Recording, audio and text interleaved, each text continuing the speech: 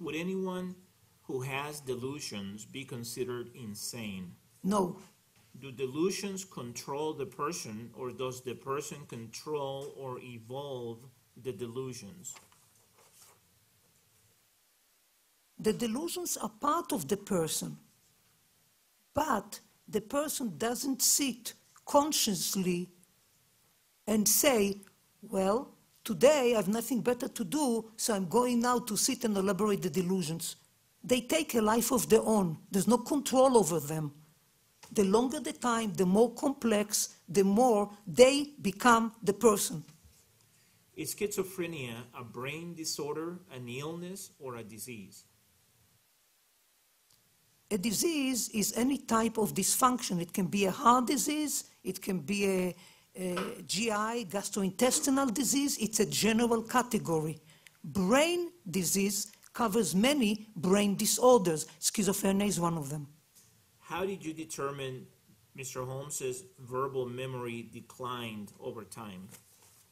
He had 2 evaluations that Dr. Hanlon has testified here, and they were about 2, I think less than 2 years apart, and same tests were repeated, and what you expect is with practice, perhaps some improvement, but the domain of verbal memory has declined relative to other domains, and this is what you see in people with schizophrenia. The most consistent finding is that.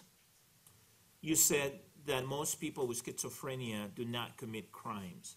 What differentiates someone with schizophrenia that does commit crimes from most people who have schizophrenia who do not commit crimes? So there's some literature on that, and people with schizophrenia who do commit crimes are more likely to be delusional and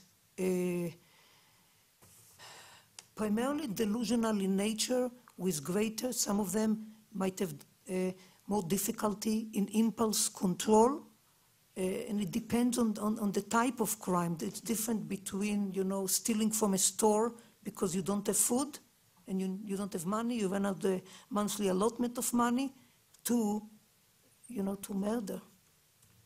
What is the difference between prodromal, mildly psychotic, and extremely psychotic?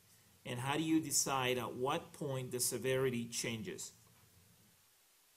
So prodromal, in any illness, is the phase of the illness, early signs. So if somebody might have the flu, it doesn't hit you right like that. It can be initially that you feel a little bit run down and you just feel a little bit like not your usual self, and then it progresses. Same applies. It's a general word. It's not unique to schizophrenia. It has been adapted in schizophrenia in the field. We always look for terms that communicate among professionals. So prodromal is the phase of illness before it becomes fulminant, and there is manifestation of multiple features that are consistent with schizophrenia. The prodromal phase can take years. All right, the next question is, if someone has one false belief one time, is that a delusion? Can delusions change, or do they evolve? To have one false belief one time where it's gone away and it was not really fully formed, such, for example, I think that I will just proceed just for going through all the questions. So somebody can have, a brief idea and it goes away. This is not a delusion. A delusion needs to be complex, incorporating multiple components, and the more serious the illness, the more severe the delusion. The next question is, do you quantify delusions to determine severity? I look at the extent of the delusion, the complexity of the delusion, the bizarreness of the delusion, and how it permeates the life of a person.